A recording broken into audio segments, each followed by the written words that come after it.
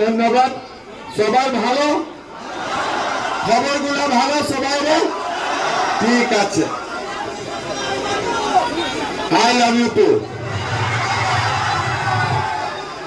আজিৰ সভাত আমাৰ মাজত উপস্থিত নেতাজী মূৰ্তি নৱনিৰ্মাণ স্থাপনা কমিটিৰ আহ্বায়ক দীপায়ন চক্ৰৱৰ্তী ডাঙৰীয়া, মন্ত্ৰী কৌশিক ৰায় ডাঙৰীয়া, কৃষ্ণেন্দ্ৰ পাল ডাঙৰীয়া, সাংসদ পৰিমল শুক্লবৈদ্য ডাঙৰীয়া, কৃপানাথ মালা ডাঙৰীয়া, কানাথ পুৰকায়স্থ ডাঙৰীয়া, ৰাজদীপ ৰয় ডাঙৰীয়া, মিহিৰকান্তি সোণ ডাঙৰীয়া, বিজয় মালাকা ডাঙৰীয়া, ৰূপম সাহা ডাঙৰীয়া আৰু আজিৰ সভাত উপস্থিত বিশিষ্ট ব্যক্তিসকল, আই মাতৃসকল আৰু শিলচৰৰ যুৱক যুৱতী বন্ধু বান্ধৱীসকল, শিলচৰৰ ৰংগীৰখাৰী ৰোটাৰী आप एक काम करो ना, इधर से हाथ जाओ, कोई नहीं। हाँ ठीक है, এখন ঠিক আছে তো। হ্যাঁ,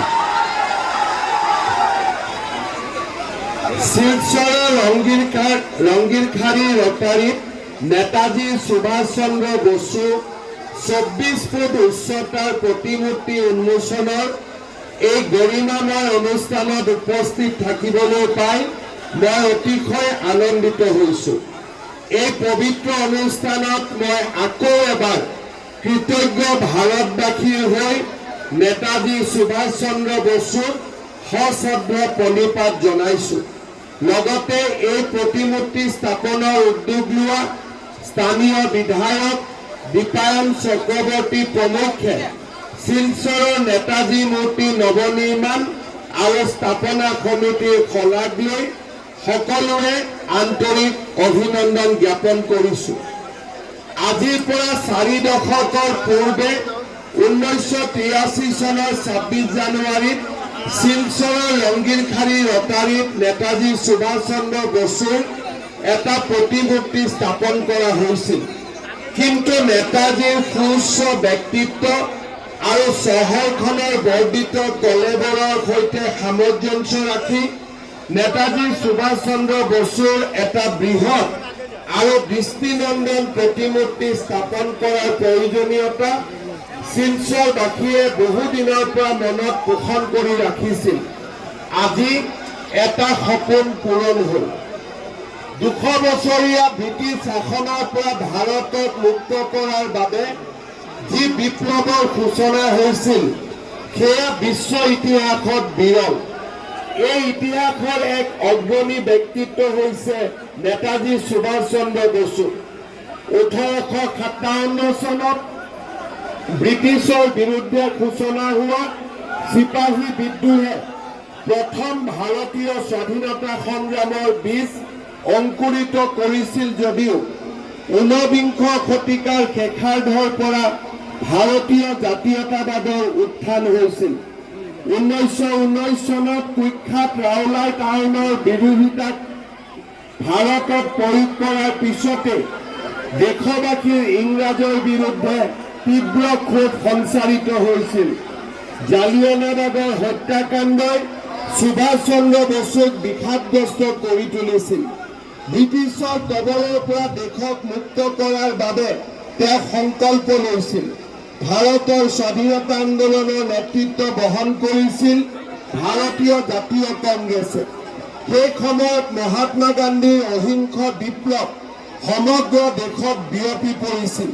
তেওঁ কংগ্ৰেছৰ নৰমপন্থী নীতিৰ প্ৰতি আকৃষ্ট হোৱাৰ পৰিৱৰ্তে লাল বাল পাল ৰূপে খ্যাত লালা লাজপত ৰায়, বাল গংগাধৰ তিলক আৰু বিপিন চন্দ্ৰ পালৰ নেতৃত্বৰ প্ৰতি আগ্ৰহী হৈ উঠিছিল। সুভাষ চন্দ্ৰ বসুৰ যোগদানে ভাৰতৰ স্বাধীনতা সংগ্ৰামত এক নতুন যুগৰ সূচনা কৰে। ICSৰ দৰে লোভনীয় চাকৰি ত্যাগ কৰি দেশমাতৃক সেৱা কৰাৰ বাবে তেওঁ আগুৱাই অহাটোৱে যুৱ প্ৰজন্মক দেশৰ সেৱাৰ বাবে উদ্বুদ্ধ কৰি তুলিছিল। 1920 চনত অসহযোগ আন্দোলনত সুভাষ চন্দ্ৰ বসুৱে সক্ৰিয় ভূমিকা গ্ৰহণ কৰিছিল। স্বৰাজ নামৰ জাতীয়তাবাদী কাকতৰ সম্পাদকৰ দায়িত্ব তেওঁ গ্ৰহণ কৰিছিল। আনহাতে কলিকতাত স্থাপন হোৱা কংগ্ৰেছৰ জাতীয় মহাবিদ্যালয়ৰ অধ্যক্ষৰ দায়িত্ব লৈছিল সুভাষ চন্দ্ৰ বসুৱে। শিক্ষকতা আৰু সাংবাদিকতা এই দুইটা দিশতে তেওঁ কৃতিত্বৰ পৰিচয় দিছিল। বসুৰ সাংগঠনিক তৎপৰতা দেখি ব্ৰিটিছ চৰকাৰ শংকিত হৈছিল। ইংৰাজে তেওঁৰ ওপৰত নজৰ ৰাখিছিল।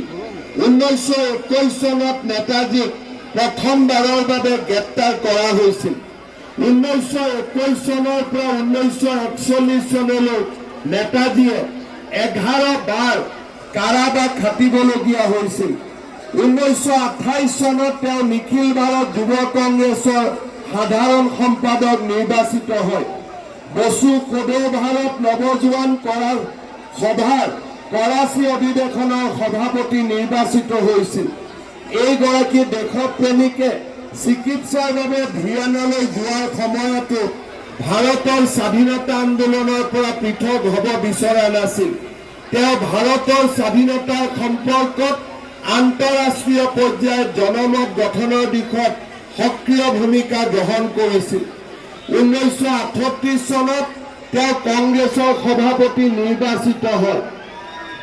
দ্বিতীয়বাৰৰ বাবেও তেওঁ কংগ্ৰেছৰ সভাপতি নিৰ্বাচিত হয়, কিন্তু গান্ধীজীৰ লগত হোৱা মনোমালিন্যৰ বাবে তেওঁ কংগ্ৰেছৰ সভাপতিৰ পদ ত্যাগ কৰে।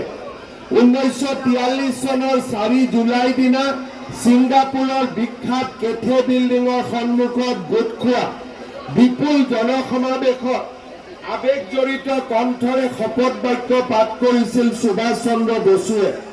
তেওঁ কৈছিল, ঈশ্বৰৰ নামত মই আজি পবিত্ৰ শপত গ্ৰহণ কৰিছো যে মোৰ দেশ মাতৃ ভাৰতবৰ্ষ আৰু মোৰ 38 কোটি স্বদেশবাসীক মুক্ত কৰাৰ হকে মই সুভাষ চন্দ্ৰ বসুৱে মোৰ জীৱনৰ শেষ নিশ্বাস পৰ্যন্ত স্বাধীনতাৰ এই পবিত্ৰ সংগ্ৰাম চলাই যাম।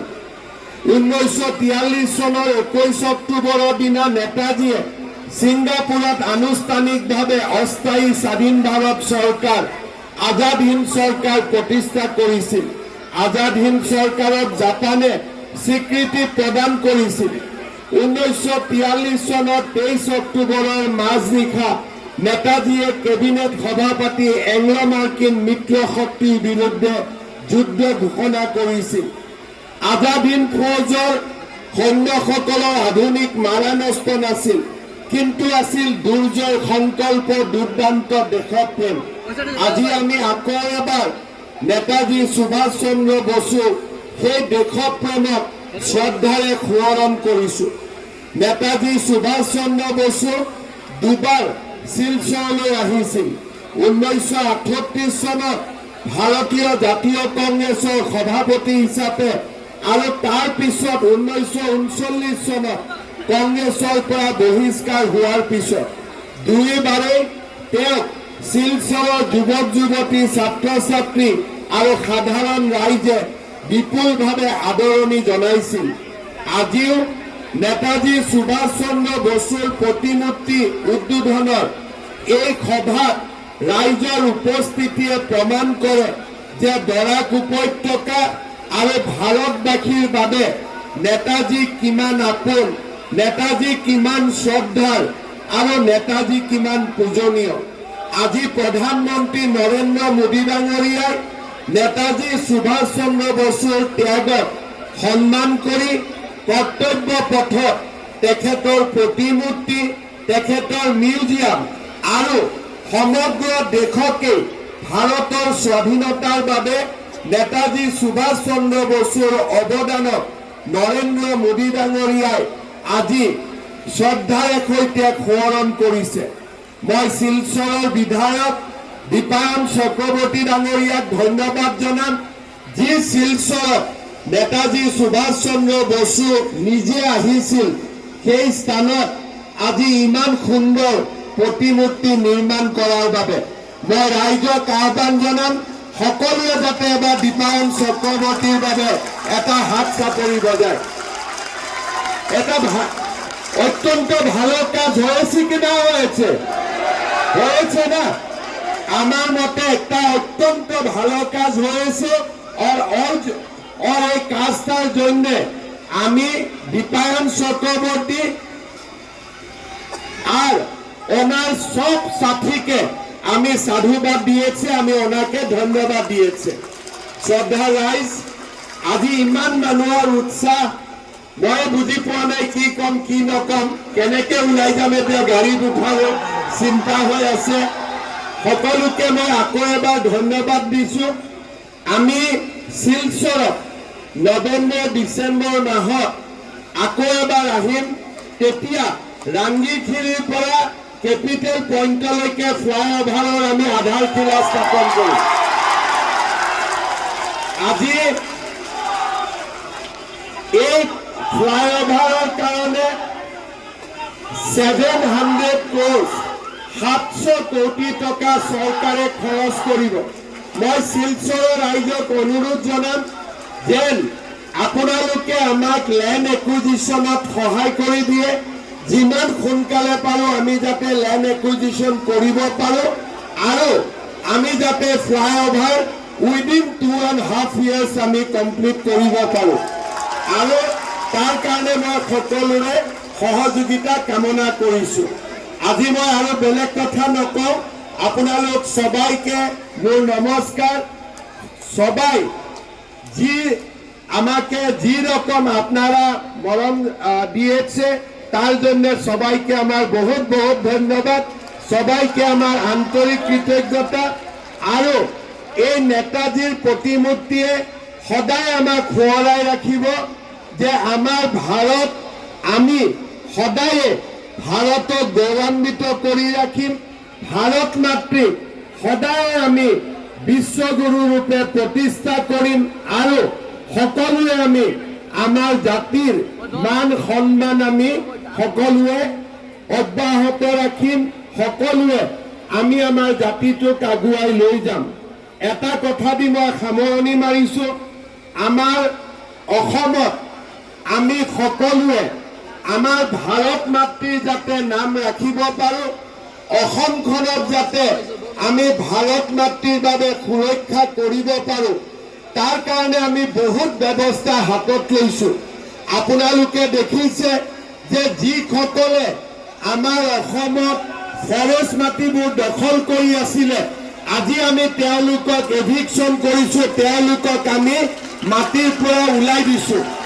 আজি মই এটা কথা কৈছো, ব্ৰহ্মপুত্ৰ উপত্যকাত এভিকশ্যন হৈছে, বৰাক উপত্যকাটো হ'ব। বৰাক উপত্যকাটো যিসকল মানুহে আমাৰ ফৰেষ্টত মাটি দখল কৰি আছে আৰু যিসকল আমাৰ ভাৰতীয় নহয়, তেওঁলোকেও আজি বুজি ল'ব যে আমি কেতিয়াও যি মানুহ ভাৰতৰ নহয়